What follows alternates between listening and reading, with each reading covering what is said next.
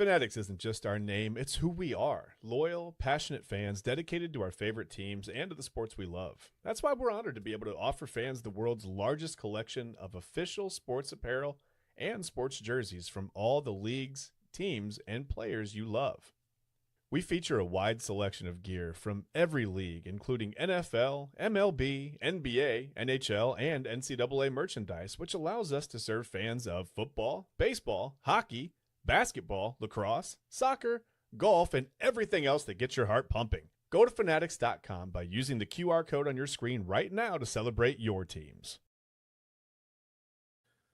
And there you go. And that QR code is over there by my man TK. If you see that on the other side of your screen, right by upper right hand corner of your screen. So, and you can actually, if you scan that QR code, that will take you to our affiliates page on our website for the Inside Edge Network, and that'll get you to all the places you need to go, man. You can take a look at all of our sponsors, and you can go to their websites and purchase anything you need.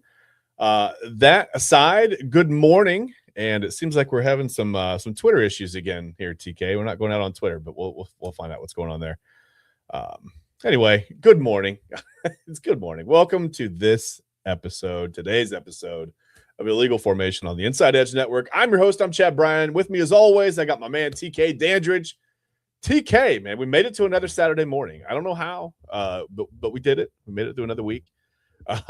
This week was crazy, man. This week was a weird.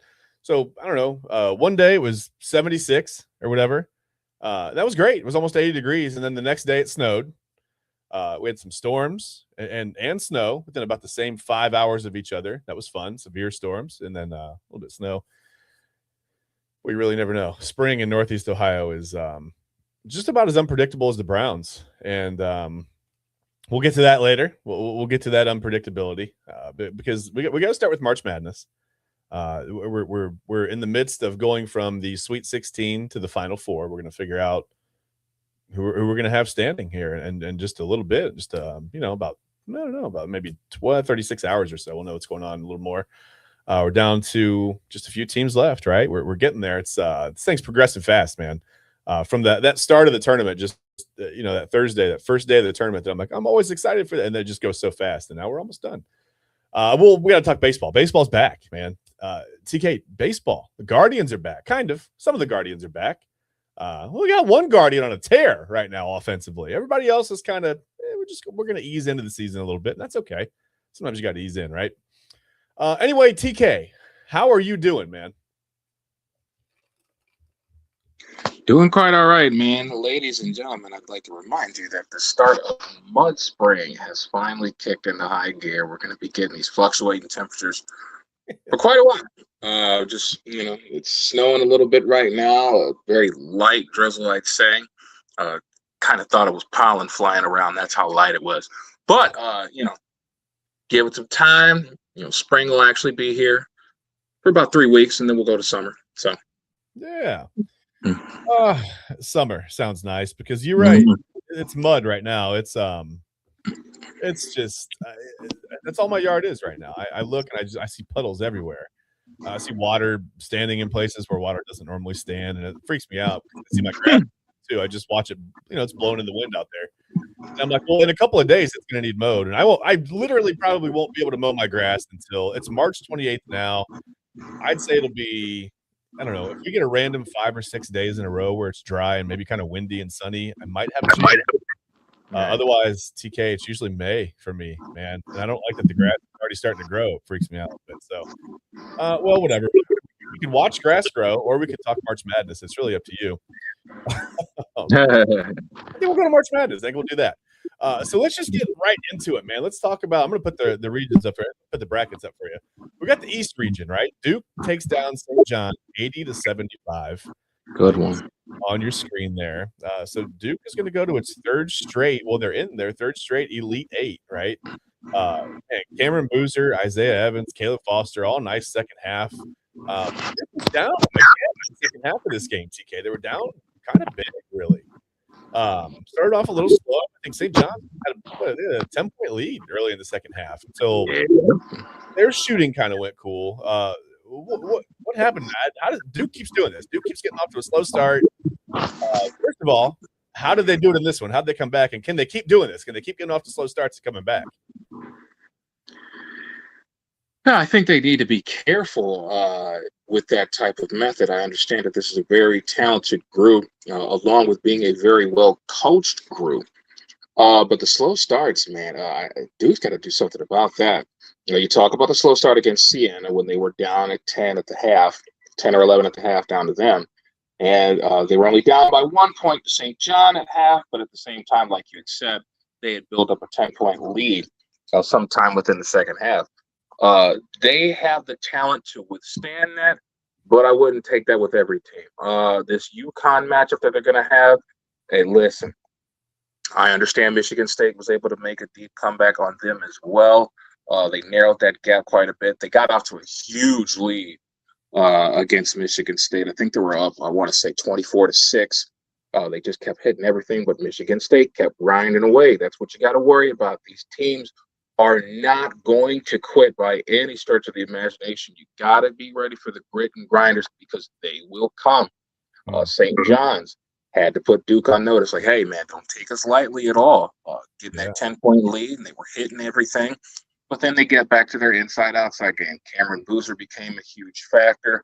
The rest of the team followed in after him, and they were able to pull off that win and look like the Duke University that we had expected at the beginning of the tournament, whereas opposed to, them struggling in the first half and, a little bit in the second half as well. But they did a decent job of riding the ship and ultimately getting the win. Now, like I said, against UConn, they went through the same thing with Michigan State. Granted, they had the big lead in halftime, kind of lost it.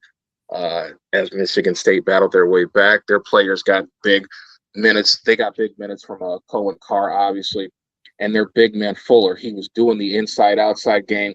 He was hitting the three ball. He was crashing the boards. He had his back to the basket, got to the free throw line, was able to give them some really significant minutes down low.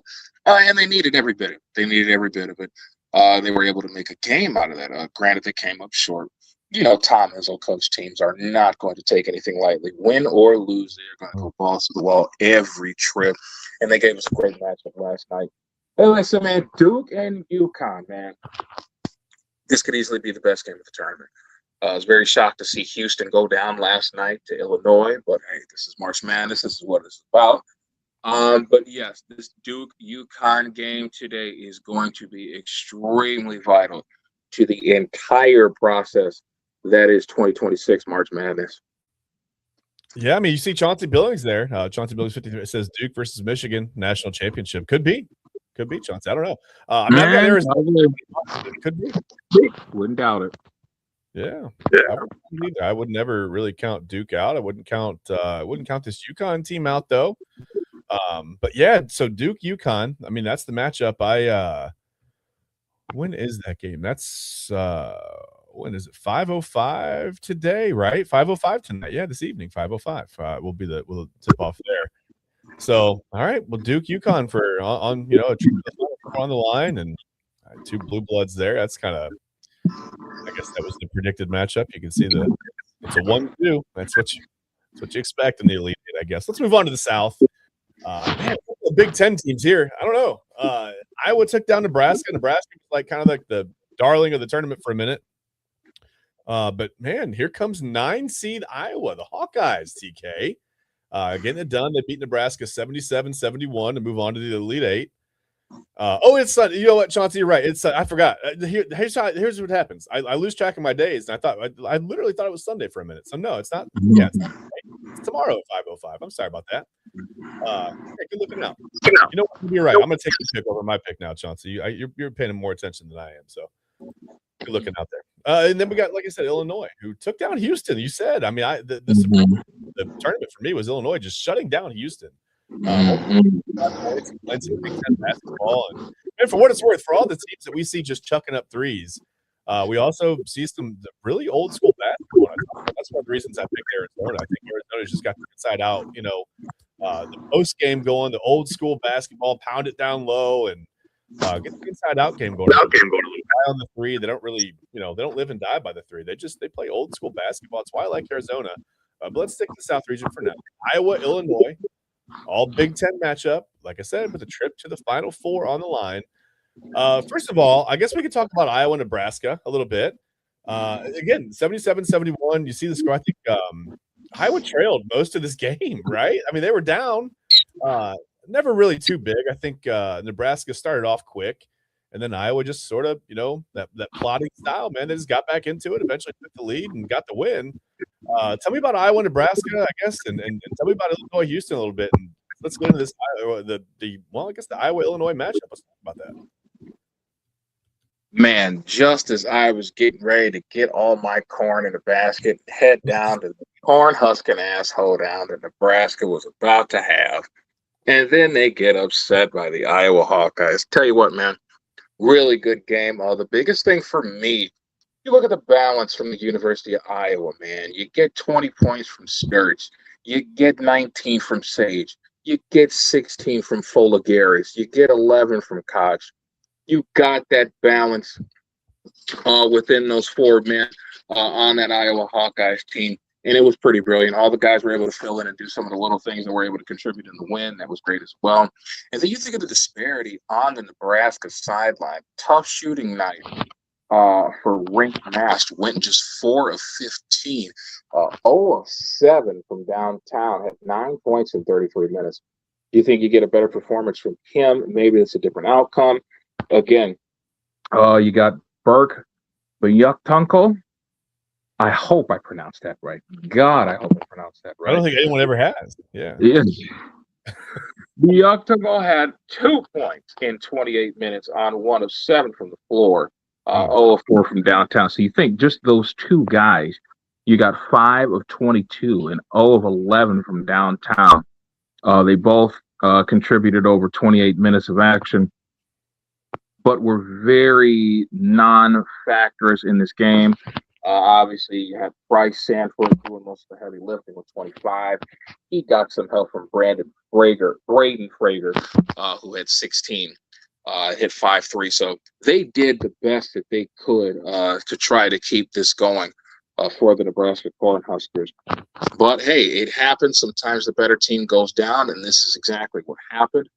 Nebraska was not able to overcome the balance of Iowa, and they were not able to overcome their inept shooting as well, which led to the 6-point defeat. It was pretty sad. It's a pretty sad ending for the Nebraska Cornhuskers, but they did have a wonderful season.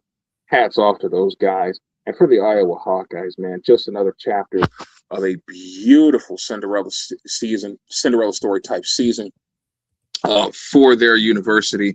And I know their fans are all excited for this Elite Eight matchup. It's going to be a great one.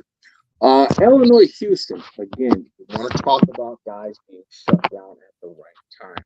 Illinois came with the lockdown defense early. That was a tight first half. Very tight first half, 24-22. But when you get on a high-scoring team like the Houston Cougars and you only allow them 22 points in the first half, hey, you've done your job. More so to the point, we talked about balance. Not too much scoring in the way for either team, bro. You think game high was by Emmanuel Sharp, who has 17 for the Houston Cougars. Other than that, not too much excitement going on in the scoring department. But you did get a solid outing from David Mirkovich, who led the Fighting Illini with 14 points. Keaton Wagler and Andrei Stojakovic both had 13 points in just over 30 minutes, just under 30 minutes for Andrei Stojakovic, 38 minutes for Wagler. So you think the big one from this one, got to be aware of Illinois' defense. They can lock down anybody at any given time. They have just proven that. I think they will continue to show that. I definitely think this Iowa-Illinois game is going to be a bloodbath. It may not be the glitz and glamour that Duke and UConn is going to be. I'm sure everybody's going to be raving and ranting about that. But this Iowa-Illinois game, folks, pay close attention to this one because it could get ugly. This could be one of the lowest scoring games of the tournament. I definitely think there is a chance that we get, if you happen to see that line and it's anywhere above, 140, take the under. Okay. Just take the under, because I definitely think it's going to be one of those types of games.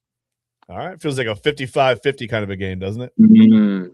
Like I said, man, some old school Big Ten basketball. Just kind of, I would say the inside out game going on, but it's mostly just the inside game, right? Not a whole lot of out. That's okay. You'll have that. You will have that. Yeah. So Iowa, Illinois, they will meet. I'm gonna try to take a look. That is 6:09. That's Saturday. That's today. I know what day it is now. I understand what day of the week it is. I know that today is Saturday, and I see that game is Saturday. That's today. I know that. So that's fine. We're gonna move on. Let's go to the West region. This is where my team. This is not my team. I can't say that. That would be very front runnerish of me. But the team that I picked to win it all, okay, Arizona, looked pretty good, impressing against Arkansas. You see the 109-88 in there to get to the Elite Eight. I can talk. I promise. I'm not going to say words usually. And Purdue taking down Texas. The 11 seed kind of sliding through. Texas got hot at the right time, right? They almost got it done against Purdue. But they go down 79-77 to yet another Big Ten team here. So I don't know that Purdue has a whole lot of a shot at beating Arizona right now. Arizona's on one. Anything can happen. But yeah, there you see Arizona. Like I said, they took down Arkansas 109-88.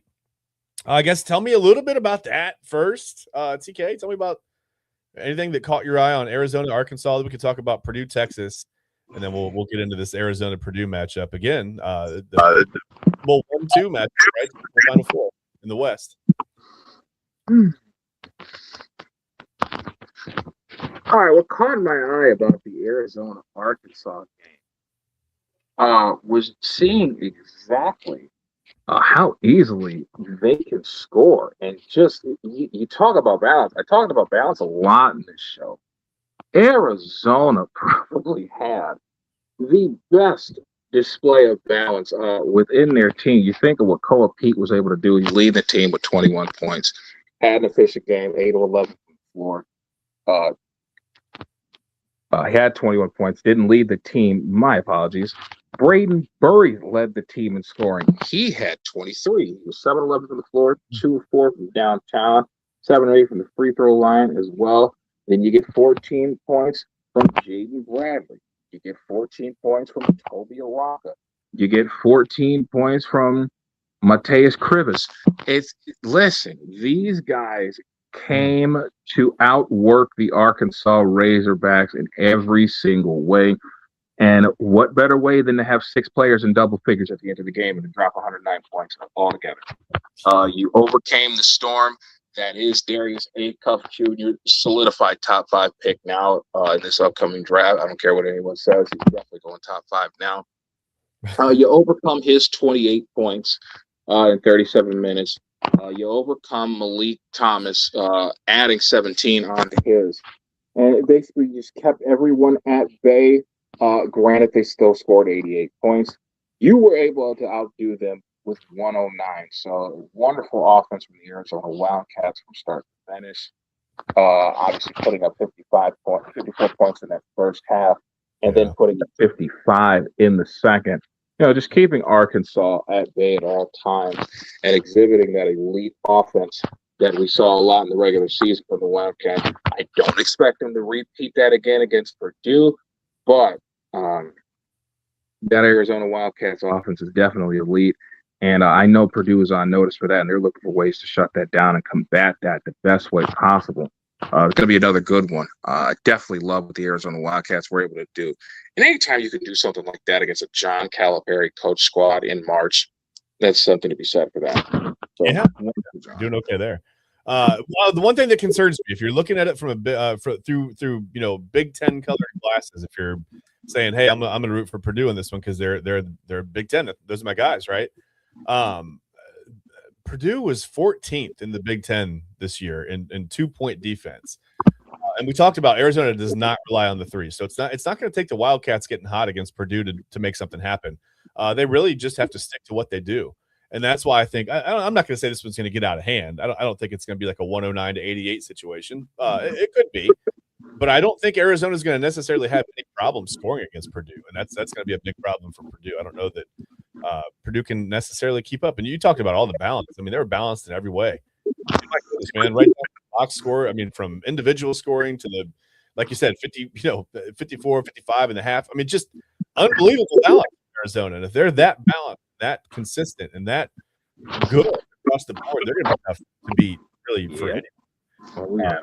I would expect Arizona, again, not just because I have them in my bracket, but I would expect Arizona because they don't have to change who they are, right? To have the advantage against Purdue, I would expect them to just keep moving right along and doing what they're doing. And that game will tip off at 8:49 tonight. Again, I know what day of the week it is. Thanks to Chauncey in the comments. I appreciate it. Appreciate you looking out, man. I need all the help I can get. But yeah, so Saturday night is that tip. Tonight, 8:49. That's a late game. And I guess there's only really one thing to do. We got to move to the Midwest and talk about, this team that we don't really like, I guess, that much. And Michigan. Michigan's tough, man. Michigan's a good basketball team. I don't care. You can say whatever about, we're Ohio State fans. That's great. Man, Michigan looks like a legit top 2-3 team in the nation. They're really, really good. They take down Alabama again without Aiden Holloway. I know. I mean, they don't have their best players ever, but Michigan just handling business. You can't fault them for handling their business. They beat Alabama 90-77, and then Tennessee takes down Iowa State. I thought Iowa State might make a run to the Final Four, but here's Tennessee. They beat them by 14, and that was a little surprising that Tennessee pulled away. And I was just telling you before the show, I guess if you're a Miami of Ohio fan, you're not feeling too bad, right? I mean, whatever, your team went down to Tennessee, and now here they are. They're on the cusp of the Final Four.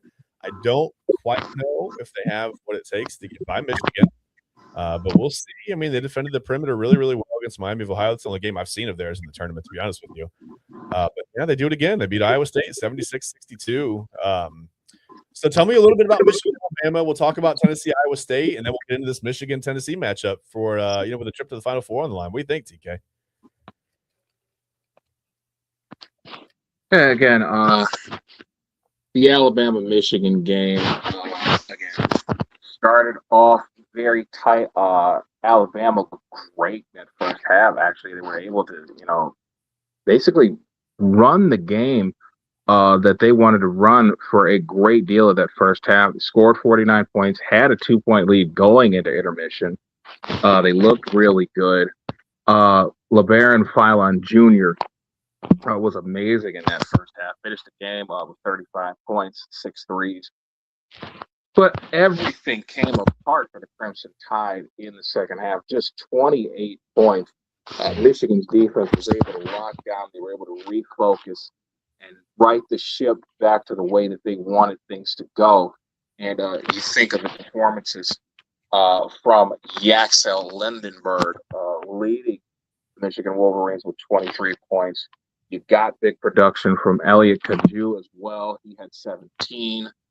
Trey McKinney also had 17. Roddy Gale Jr. had 16. So, again, that B word, balance, is starting to come into play. And they got some solid play from Adai Mara, their big 7'5", 7'3" center in the middle, as he was able to do his usual, hanging around the basket, had 5 rebounds, had 4 assists too, but was able to do a significant amount of damage in a 3-way tie for the lead in blocks. He had 2 of them. Roddy Gale Jr. had 2 blocks, and Marez Johnson Jr. Also had a couple blocks as well. So you think with the ability to defend and to lock down and make those adjustments in the second half against a team like Alabama and be able to win by 13, that is going to show you exactly what the blueprint is for the Michigan Wolverines en route to being a national champion. They are going to lean on that defense heavy. It's not going to be the only thing that they lean on. They do have offensive prowess as well, but I definitely think their defense is what sticks out the most. They're going to look to lock down the Tennessee Volunteers in this game. And I think this is going to be another one of those low-scoring games. I don't see any 90-76, anything like that going on in this game at all. So, look for another bloodbath out there in the Midwest region, Michigan and Tennessee. Yeah, Lindenberg almost had a triple-double in that game for Michigan. Had 7 assists as well, 23 points, 12 rebounds, 7 assists. So, I thought that was impressive. Yeah, and Tennessee just continues to get it done. I mean, I thought Iowa State was headed to the Final Four. I thought they were going to head right on through, maybe even take Michigan down. I thought they were a good matchup, but we won't know. They won't get there. So that game, that Tennessee Michigan game, that'll tip off 2:15 tomorrow. That's Sunday afternoon.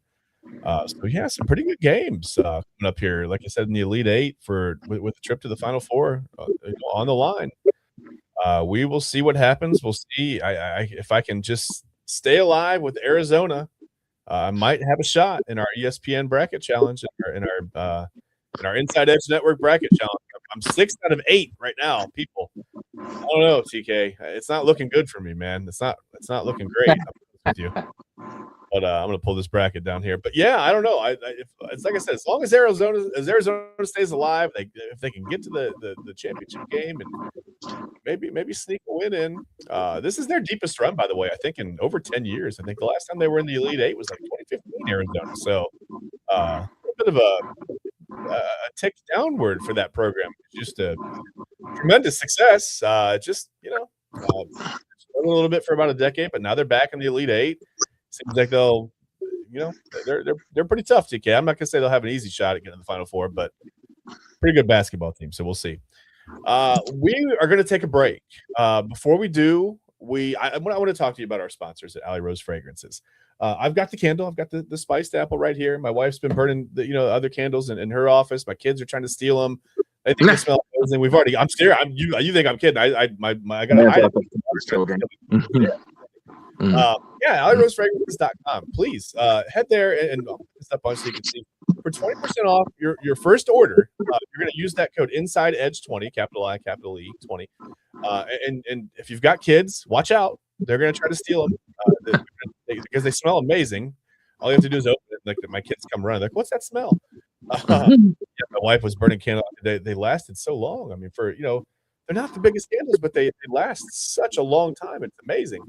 They smell absolutely amazing. TK, cruelty-free, vegan, all natural ingredients.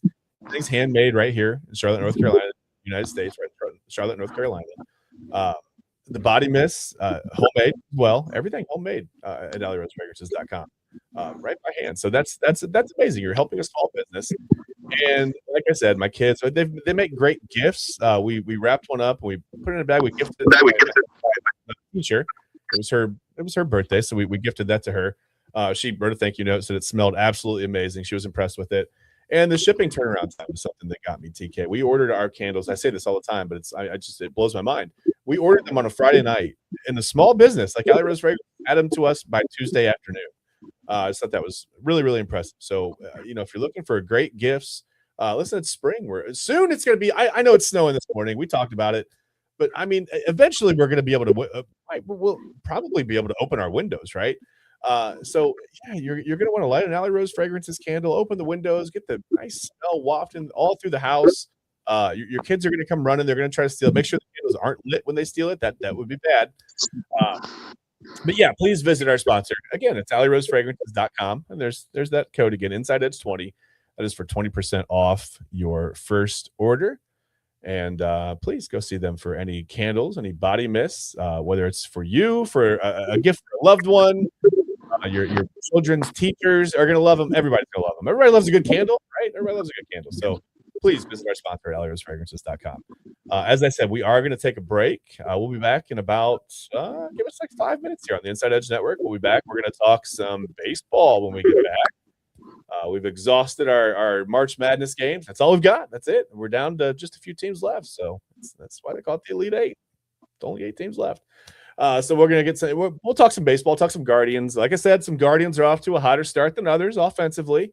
That's okay. It's only 2 games. We're not going to try to cut Jose Ramirez or anything because he's one. But we're good. We're going to let him meet up. Then we know the Guardians typically get going when the weather warms up anyway. That's when Stephen Kwan starts to go like he goes down and the Guardians go up. It's weird. I don't get that. But that's okay. We'll see what happens with that. But like I said, give us 5 minutes. We'll be back on the Inside Edge Network.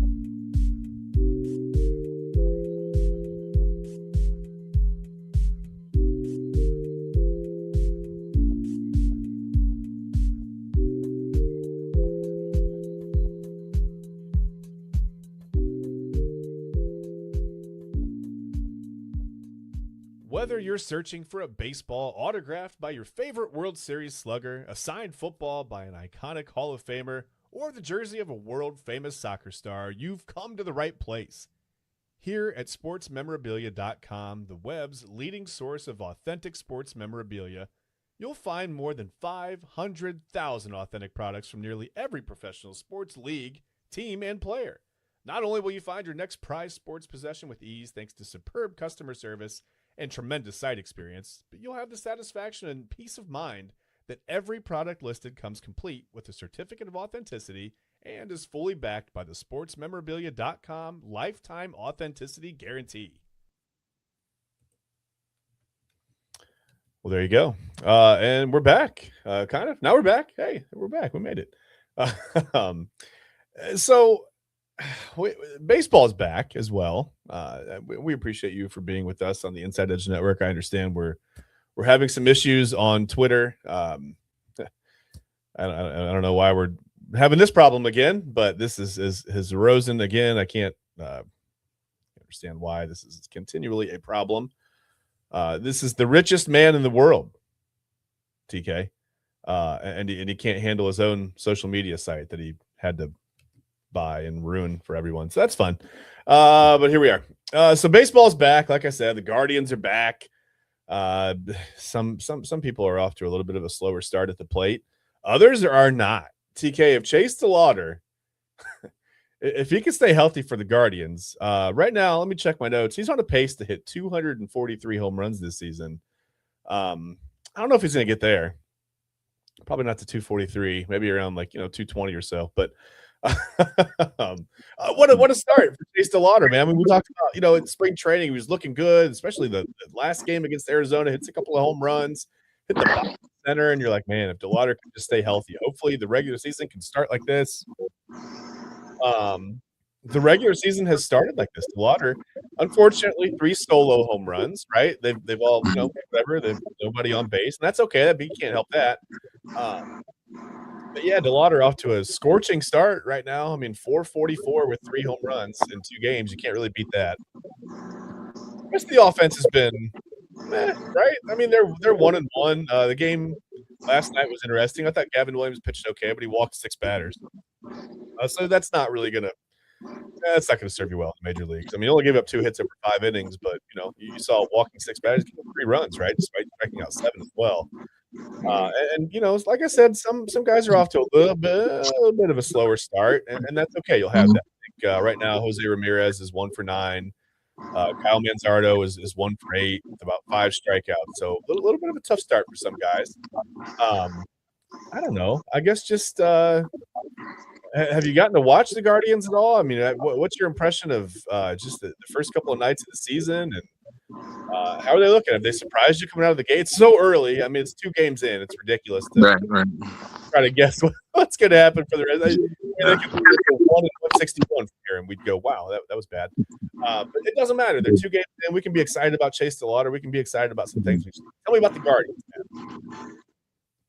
But yeah, we were a little worried about Chase DeLauder and that wrist injury. We're like, we're not expecting anything crazy early on, but obviously that first game of the season, he bangs home the 2 solo home runs, and huge in that 6-4 win over the Seattle Mariners. But then you get to the second game, and of course things fell apart a little bit. He still got a home run. He got a hit as well in his 4 at-bats, but we lost 5-1. So that was a bit of a tough one. Pitching, I liked how Tanner Bybee was in the first game. 5 innings, 7 strikeouts, only 3 earned runs, only gave up 4 hits. So, not terrible. Not necessarily, anything to write home about or, to get up in arms about. Definitely wasn't the Logan Allen showing at the end of the preseason or at the end of the spring training. And Gavin Williams was able to follow it up with another 5 innings, 7 strikeout performance, 3 earned runs as well. But you think, overall the offense, it still looks pretty stagnant outside of what Chase DeLauder was able to do these past couple of games. Not necessarily worried about Jose Ramirez. We all know the greatness that he possesses. Even at the age of 33, he'll be 34 towards the end of the season. I do expect Reese Hoskins to make strides, make strides within this rotation, get a little bit more burn for him, because he had a rough 2025 as far as injuries were concerned, and we talked about that as well. He's going to come along as well. I think for the first two games, they are right where they were supposed to be. Seattle was a very good team. Remember, they possess a ton of hitting. This is something that you have to combat against. They got the reigning home run champ and Cal Raleigh. You still got guys like Julio Rodriguez. They were able to sign Randy Rosarena away from the Tampa Bay Rays this offseason. And you got our old buddy Josh Naylor on there as well. New acquisition for them as well. Hasn't really done much so far. But this is a team that is well-rounded and does a lot of scoring. So that's a lot that you have to prepare for. They were able to get 4 runs against us in game 1, got 5 runs in the win against us in game 2. So to be quite honest, I think we're right where we need to be. Pitching hasn't been god-awful.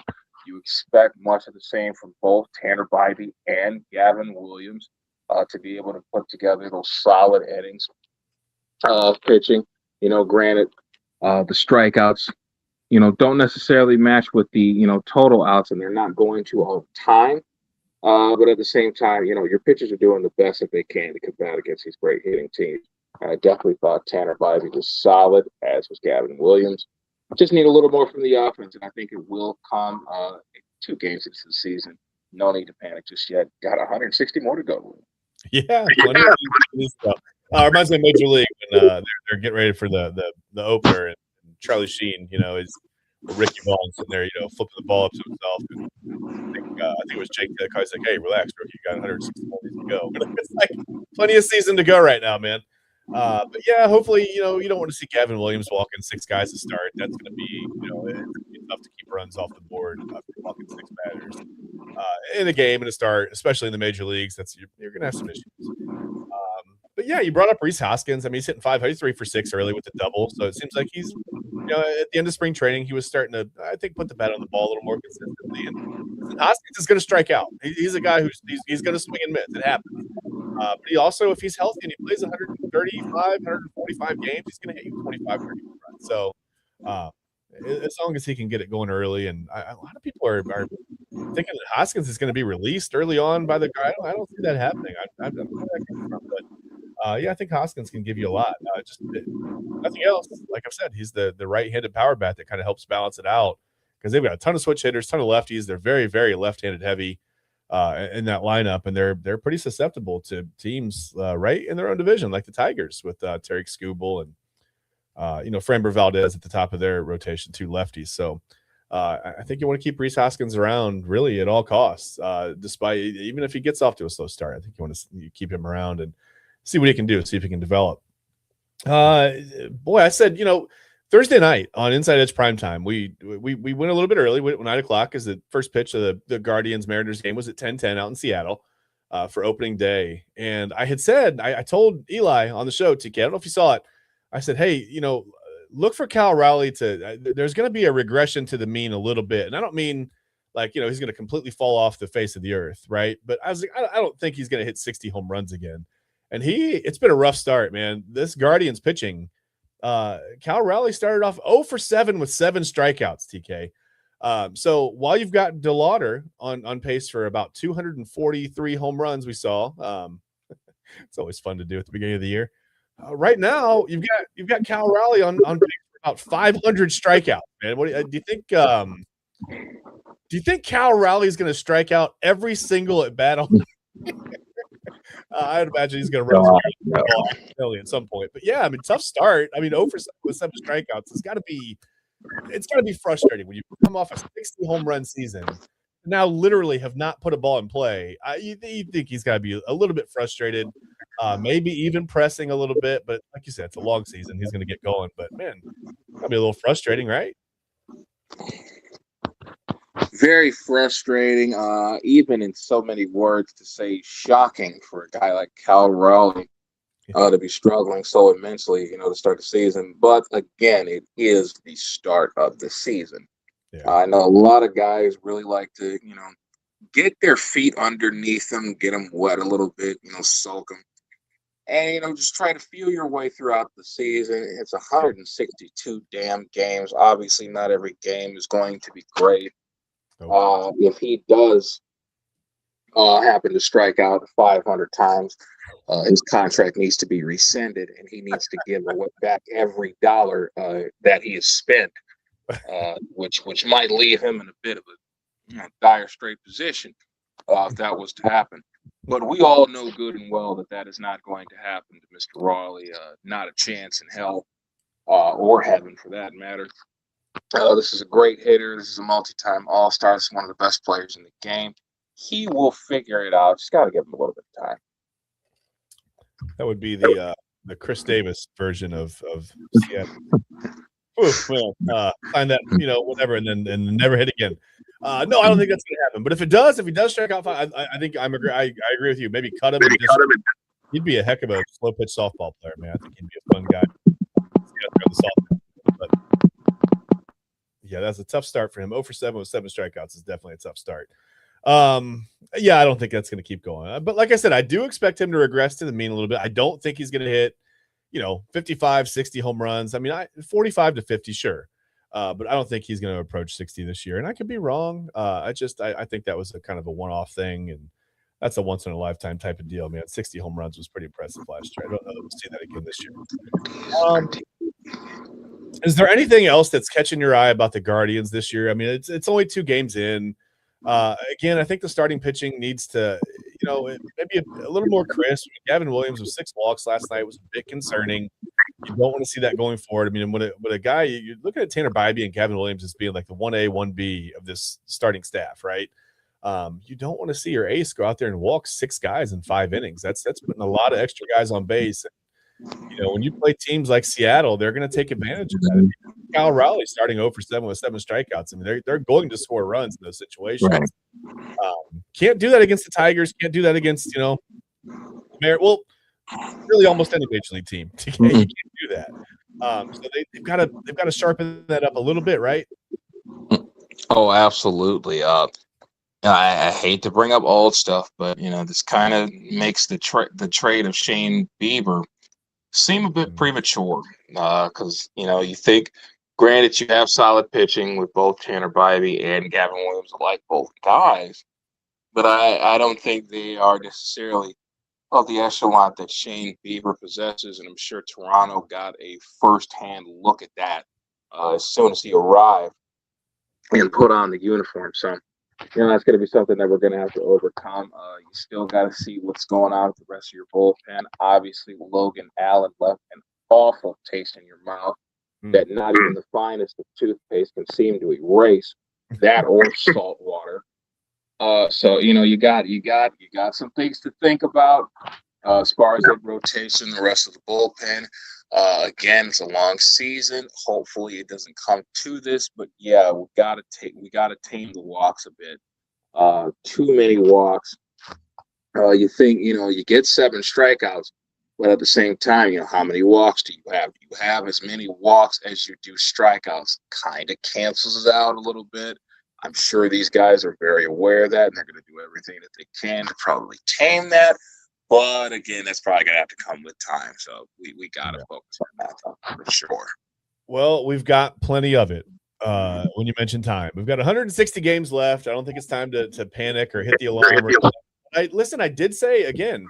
I told Eli on the preview on the Guardians. What was the Guardians pregame show on prime time?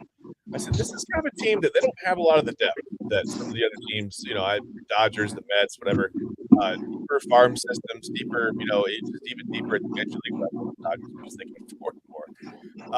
But the Guardians are going to have to make moves quickly. If they see guys struggling, Kyle Manzardo starting off, tough, a bunch of strikeouts, 1 for 8, 5 strikeouts. If that keeps going, they're going to have to do things to get certain guys, basically Travis up here a little bit earlier than they want him to, just to try to infuse something into this offense, into this lineup. You don't worry about guys like Jose Ramirez. The slow start is the slow start or whatever. And I know he's the cornerstone of the lineup, but so I think it looks bad when you get off the first 2 or 3 games in a row, but everybody has a 2 or 3 or 4 or 5 game stretch like this during the season. I mean, it's baseball. You're not going to hit every day, like you said. But maybe it looks a little bit more of it's just a little more, I guess, urgent when you start off this way. But we don't worry about Jose Ramirez here. We know he's going to get going. We know that Stephen Kwan's going to get going. You hope Kyle Manzardo. It seemed like he had turned the corner last year. He had quite a few at bats down the stretch. I mean, the 27 home runs seemed to indicate that he had made some strides. So just a tough start. I mean, it's only 2 games. Let's take a break. That's enough baseball. I was gonna say the Braves won last night too, 6-0. That's all. So I got my Braves in, but let's take a quick break. We're gonna take a 5-minute break. Let's hear from a couple of our sponsors first. We're gonna hear from sportsmemorabilia.com. We're gonna hear from W Energy drinks. Then we're gonna take a break. When we get back on the other side of the break, we'll hear from Monster Moments, and then we will finish this thing out with some Myles Garrett talk because the Browns, TK, we say it all the time. They always find a way to stay in the news somehow.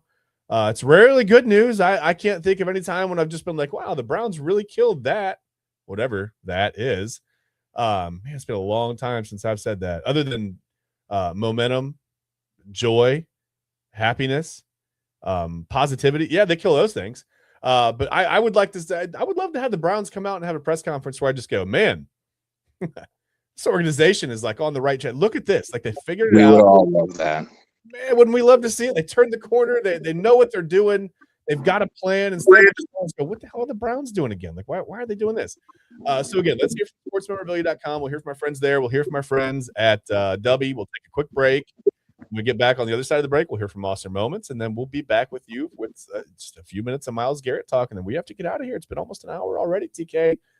Time flies when you're having fun, man, and we're having a blast. So give us just a moment here. We'll be back with you. We'll talk some Browns. We'll talk some Myles Garrett, and then we'll get you out of here. You can enjoy the rest of your Saturday. Give us just a moment on the Inside Edge Network. Whether you're searching for a baseball autographed by your favorite World Series slugger, a signed football by an iconic Hall of Famer, or the jersey of a world-famous soccer star, you've come to the right place. Here at sportsmemorabilia.com, the web's leading source of authentic sports memorabilia, you'll find more than 500,000 authentic products from nearly every professional sports league, team, and player. Not only will you find your next prized sports possession with ease thanks to superb customer service and tremendous site experience, but you'll have the satisfaction and peace of mind that every product listed comes complete with a certificate of authenticity and is fully backed by the sportsmemorabilia.com lifetime authenticity guarantee. Clean energy, bold flavors, no jitters. See why people won't shut up about Dubby. Clean energy, no jitters or crash, helps you lock in and focus. Over 15 absolute fire flavors to choose from. Visit dubby.gg and use promo code InsideEdge10.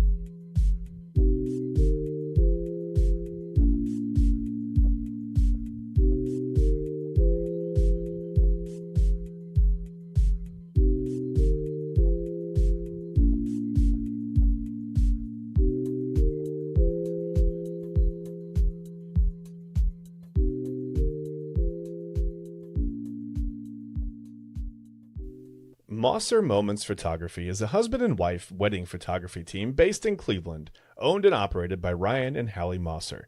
For the past 10 years, they've captured more than 100 weddings across Northeast Ohio and beyond, always working together as a true two-person team. Their style centers on authentic, emotional storytelling, documenting the real moments between two people in love and creating images that feel natural, comfortable, and true to the couple. Rooted in Northern Ohio, but inspired by their travels, Ryan and Hallie bring a warm, personal approach to every wedding day. Their work blends experience, consistency, and a genuine passion for helping couples relive their best day through timeless photography. Learn more at MosserMomentsPhotography.com. Well, there you go. And if you've got a big day coming up, and enough time or so, I mean, go to Monster Moments and check them out and get a hold of them. They do a great job. They'll definitely capture your day. I am sure that you'll be happy with your choice. If you're looking for sports memorabilia, sportsmemorabilia.com. If you need some energy, just need something to get you through these muddy, snowy spring days, visit our sponsor, W.GG, and use that code Inside Edge 10 for your order. Again, sugarless, crashless, energy. It's all natural ingredients, not the stuff that you see in some of the other energy drinks. So, no jitters, no crash. That's good. No sugar's good. Zero sugars is really good. So if you need some energy, go see Dubby. Need some memorabilia, it's sportsmemorabilia.com. Just remember the QR code up in the top right corner of your screen. If you scan that with your phone, that'll take you to our website, to all of our partners. You can look at all of our sponsors on the Inside Edge Network, whom we appreciate very, very much. We couldn't do this without them. Couldn't do it without you. So again, scan the QR code and go check it out. If you're going to buy some gear, why not do it through our affiliate code? Might as well help us out too, right? You're going to get it. You're going to get your baseball stuff. You got to get your Guardians gear. You got to get your whoever gear, right? So make sure you just, like I said, scan the QR code, visit our partners and help them out. Keep them in business, please. Please help them out. So TK, listen, somebody needs to help the Browns out. We need to get a QR code so you can go to the Browns and just, go right into the, maybe there's like a suggestion box or something for the front office, ownership, whatever, whoever's responsible for all this nonsense. So just try to make me understand how the Browns can say these things publicly. Okay. So first of all, we talked about it here. We've talked about it on a couple of different shows. The Browns have proposed a rule change, okay, that will allow NFL teams to trade draft picks up to 5 years out now. Currently, it's 3 years, 3 seasons. They want to move it out to 5 years. So they obviously have something up their sleeve. They're thinking about something, right? Sounds like some Kobe Altman stuff, right? Let's go get LeBron and we'll give up, 55 first-round picks until the early 3000s or whatever. It's fine. We don't need to do anything for the next millennium. It's fine. So they do. First of all, that's in the works. They're doing that. Then they restructure Myles Garrett's contract and everything that I can see. Yeah, there's a little bit of benefit to him. He gets his money, whatever. But mostly I see the benefit going to the Browns. I mean, it just seems like there's less of a cap hit now if they were to trade him, right? But the Browns say, no, we're not doing that. I'm going to read you a quote from Mike Garofalo. He was on Good Morning Football on the NFL Network on Friday. And this is a quote directly from Mike Garofalo speaking about even Adam Schefter said, I called the Browns. They say they're not trading Myles Garrett. Mike Garofalo said it was, quote, it was not on the table last year, right? It's not on the table again this year. The Browns are saying that they're not going to trade him, meaning Myles Garrett. And they've promised us, meaning the media, I'm assuming, that we're not going to look dumb if we say that. So we'll see, end quote. That's Mike Garofalo saying, nope, the Browns aren't going to trade him. Adam Schefter says, nope, Browns aren't going to trade him. But everything that the Browns are doing, TK, says we're going to trade him. I don't know what to expect anymore. I wholly expect the unexpected from this organization. I can tell you that. But now this feels expected. So I don't know what to do anymore. I just said I expect the unexpected. This feels expected. What do I expect? I don't know. I don't even know what my own thoughts are on this. They've confused me so damn much, TK. I don't know if they're going to trade him. I don't know if he's going to try to play baseball. I don't know what's going on anymore with Myles Garrett. I have no idea. Please tell me what they're doing makes sense. Please tell me that this has some kind of financial advantage to the Browns other than trying to trade him for 5 years of picks. I make it make sense to me, please. Or at least it makes me it makes sense to me. Just make me feel better about it, I guess. Well, I'm gonna try to be as positive and as professional about this before I crash out. Good luck. So, good luck. We're gonna tackle about this. Granted, you want to push the roster bonuses back to the tail end of August after roster cuts.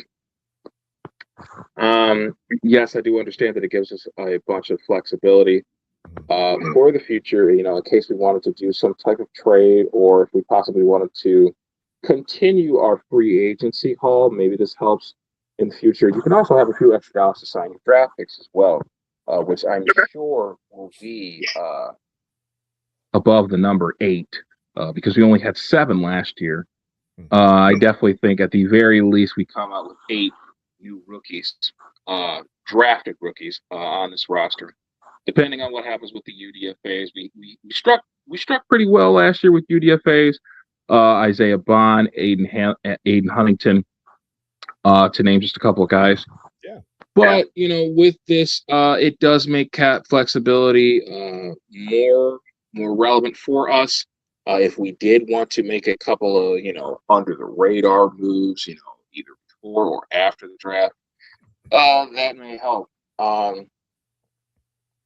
Now it's time for the crash out part, because I ain't got too much time to do all this bull jiving. No one moves like this unless they are planning to do something. You guys are sitting up here proposing rule changes, and you ain't even changed the overall trajectory of your goddamn franchise. But here the hell you go trying to tell the league what the hell to do. This is too damn obvious. Either Flash Garrett or Denzel Ward, who has been playing football in Ohio ever since he was a jit.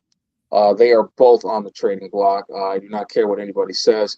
This reminds me a lot of when Vlade Divac, the former general manager of the Sacramento Kings, and obviously we all know him as a Hall of Fame center. Don't mean that in the context of Shaquille O'Neal or Wilt Chamberlain. Don't want to disrespect those guys or have, the big men ordinance, coming after me or whatever the hell. Because, they saw what the hell they did to Bill Walton, and that was unwarranted, by the way. But anyway, when Vlade continued to say, we're not unloading DeMarcus Cousins, and then not even a week later, he's in New Orleans, shedding tears at, some random bar in Sacramento or wherever he was, that was a sad video that he went to talk to the fans. He really enjoyed being in the city of Sacramento. Really enjoyed being a part of that franchise. He knew the level of love and admiration that he had from that fan base. They loved him to pieces, and he loved them back. He just hated losing. All of the coaches that they had to go through. Eric Musselman, you remember Mike Malone before he became the Mike Malone that we know today. Mike Malone was just a regular guy out there in Sacktown, just wasting away. Obviously, the Reggie Theus experiment was freaking terrible. And this feels like a lot of that. This feels like, Andrew Berry wants to be the Black Vlade Divac and, lie to our faces and say, oh, we're not getting rid of our quintessential box office player. When in reality, all the moves that you're making up to this signal that, yeah, not only could he be gone, we got another one that happens to be a top 5 player at his position. I don't give a damn what nobody says. That we could also unload as well with this possible 5-pick rule. Now, the thing is anybody going to be stupid enough to give us that type of leverage? Because Myles is 30. He will be 31 at the end of the season. Yeah. Denzel Ward is 29 or 28. He will be 29 in April. So who's going to be dumb enough to give us those 5 ones that we're looking for, or whatever the hell it is that we're looking for? I don't think anybody's going to be that stupid. They still have the recollection of the Deshaun Watson trade in which we've screwed up. I think We were very close to replacing Mike Lynn as the worst trade of all time. Andrew Berry kind of got off the hook there because the Houston Texans weren't able to do shit with anything that we gave them. And obviously, as you know, Mike Lynn basically gift wrapped 3 Super Bowls for the Dallas Cowboys in the early mid '90s. So, Yeah. and I guess Andrew's off the hook there somewhat, but we still have a big memory of this trade. Not to mention, we owe like what, $85-90 million in dead money. I mean, Yeah. I heard Jarvis Landry talk the other day. I'm surprised we don't owe him any dead money. We still owe money to Dalvin Tomlinson and Sheldon Richardson. Yeah. What the hell are we doing? What absolutely the hell are we doing? And now we have this coming along. I honestly hope for our sake that the NFL just kindly tells Jimmy and Andrew, hey, you guys won 5 games last year. Shut the hell up with the rule changes. You might want to change some of your rules of how you go about maintaining your franchise day in and day out, because you are 2 of the goofiest SOBs in the NFL. I definitely think Woody Johnson is still the lead goofy in the NFL, but Jim ain't far off. Jim sure hell ain't far off, and neither is Andrew. So, with the rule changes, guys, listen, all this fiddling around, we're making a rule, but we are the exception to the rule, and we shouldn't be making exceptions to any goddamn thing, especially when you've won 8 games in 2 years. It shouldn't be an exception to nothing. So yeah, it's just a whole lot of goo gog, a whole lot of horse shit that nobody wants to hear. No one wants to hear it. Yeah. But at the same time, it's like, listen, I would rather you get this trade done before the draft instead of elongating things.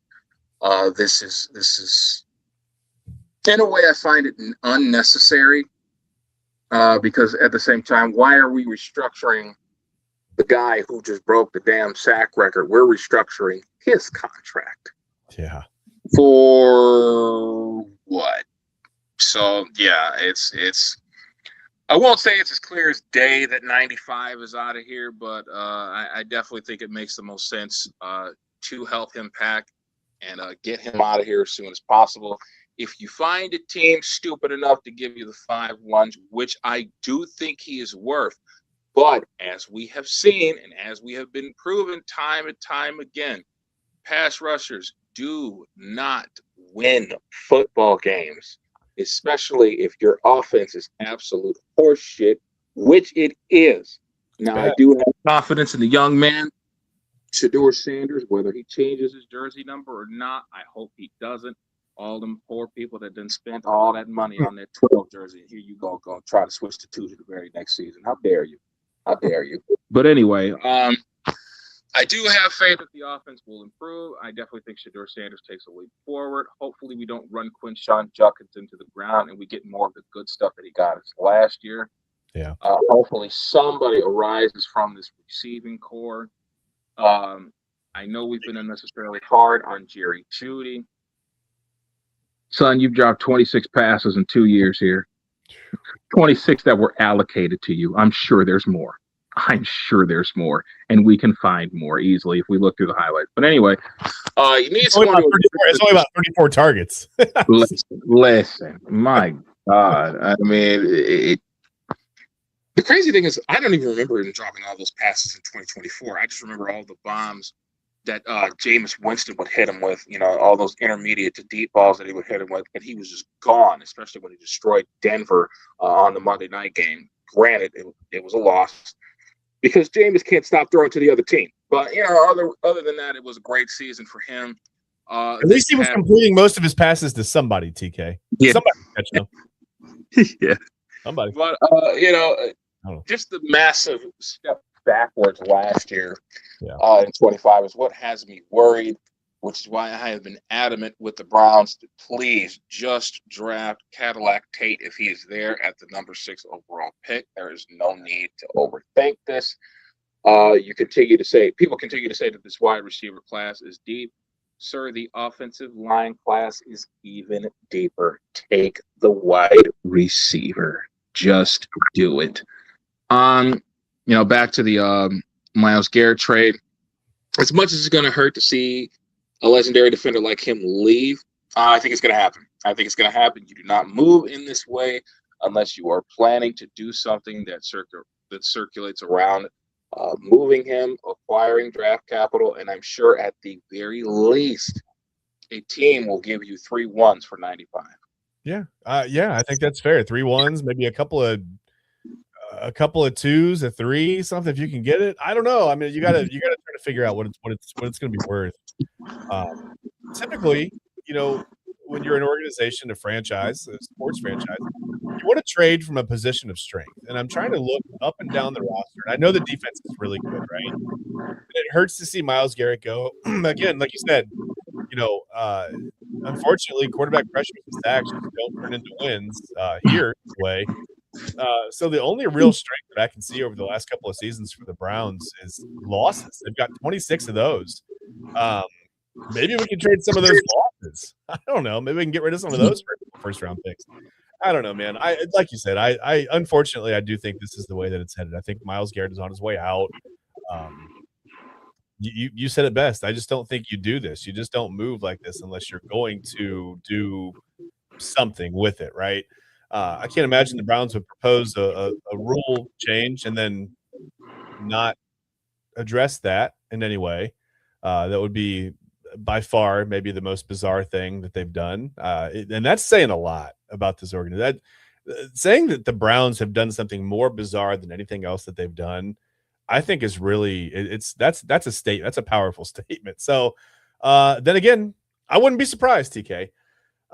Whatever. I think we should probably trade from a position of strength here. We need to get out of here. We've been here a little over an hour now. But listen, enjoy your Saturday. TK and I will see you tomorrow morning at about the same time we start, about 11 o'clock on the Sunday Sports Show. We'll have our buddy Ryan Mosser with us. We're going to talk some more March Madness. I mean, by then we'll know a little bit more about the Final Four. We'll have a couple of games under our belt, so we'll be able to get into that. We're going to talk some more baseball. There's baseball going on all weekend. The fun thing about baseball is there's baseball every day, right? Even on the off days, you get a Monday, you get a whatever, Wednesdays, Thursdays, travel days, whatever. There's always somebody playing, right? There's at least one game normally during the season. So we've always got something going on during baseball season. We'll always have something to talk about there during the year. But until then, it's right now it's Myles Garrett watch, right? We're waiting to see if the rules get changed in the NFL, if the Browns are going to try to trade Myles Garrett for 97 first round picks or whatever to the Colts. Maybe we can get them again. It's they gave us the first round pick for Trent Richardson back in the day. That was one of the most puzzling returns that I've ever seen. But hey, whatever, it worked. They got a first round pick, didn't do much with it, but that's fine. That is normal for the Browns. So listen, we appreciate you guys. TK is going to leave early. He's out. He said, I'm not going to listen to your outro. I'm gone. I don't blame him, whatever, but we appreciate you guys. We appreciate all of our sponsors here on the Inside Edge. Oh, he came back. You came back, man. I thought you were just done. I thought you just don't want to hear me talk anymore. I don't blame you. Sorry about that. This freaking Wi-Fi is just ridiculous. You're all good. It's been fine lately, but we're all good, man. And listen, I'm having all kinds of network issues. Like I said, for some reason, we're not really out on Twitter. Who knows if that's me, a you, and us thing? I don't know. I have no idea. Whatever. We'll figure it out, or we won't, because it's not really our problem to figure it out. We got to get Elon Musk on that. Come on, man, figure it out. We need to do it. Let's go. But anyway, we're out. Thanking our sponsors. AlleyRoseFragrances.com. Make sure you head there and use the code Inside Edge 20 to save 20% off your first order. Of course, Fanatics, sportsmemorabilia.com, Mosser Moments, W.GG, W Energy Drinks. Use the code Inside Edge 10 there. And just other than that, like I said, you've got the QR code up at the top right of your screen. Make sure you scan that on your phone.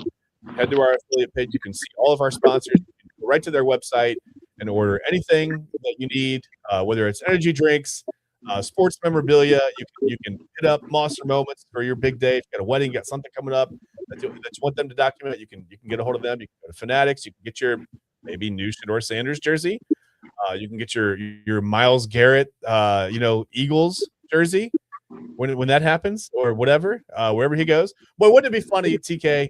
Wouldn't it be hilarious if they traded him within the? What if they traded him to like Baltimore? man. I hope they wouldn't be that dumb. I hope they wouldn't be that dumb. I wouldn't rule anything out. I would never rule anything out. Hey, listen, we're getting 4 first-round picks back. I don't care if we got to see them twice a year for the rest of eternity. Well, man, I wouldn't rule anything out. So just take that with you on your weekend. But again, we appreciate you guys. Couldn't do it without you. Hopefully, we'll get the Twitter thing figured out. I don't know what's going on with Twitter. I still haven't seen us on Twitter all the whole show. So no idea what's going on there, but hopefully we'll figure that out soon. Until then, like I said, stay tuned. I think we've got an episode of Real Talk with Papa Moon coming later today. It's going to be a great one. You're not going to want to miss that. We'll be back with tomorrow. We've got the main event. We'll be back Sunday. I incorrectly said that the main event would be going last Sunday. They were taking a day off. Everybody was on vacation. They were traveling. They were doing some things. So I'm sorry about that. I got excited, but I believe they'll be back with you Sunday night. We'll be back with you Sunday morning on the Sunday Sports Show. And then all week, so much programming on the Inside Edge Network. Don't miss it. Please give us a follow. Follow us on Twitter, on YouTube. We're on TikTok. We're on Instagram. We're on Facebook. Just search Inside Edge Net, and you will find us. Give us a follow. Give us a like. Subscribe. Do whatever you need to do to make sure that you are always aware of when we're going live or when we've posted some short-form content that you might want to engage with or whatever it is. That helps us a ton. We are a very grassroots operation. We're doing everything from the ground up. So when you follow us, when you like, when you subscribe to things, that helps us grow. We can bring you better content in the end. So that's what we want to do ultimately. Again, thank you guys for watching. We will see you. Enjoy the rest of your Saturday. We'll see you tomorrow morning on the Sunday Sports Show. TK and Ryan Mosser and I will be there. TK, man, great show today. I'll see you, buddy. Have a good one. Brother. Later on.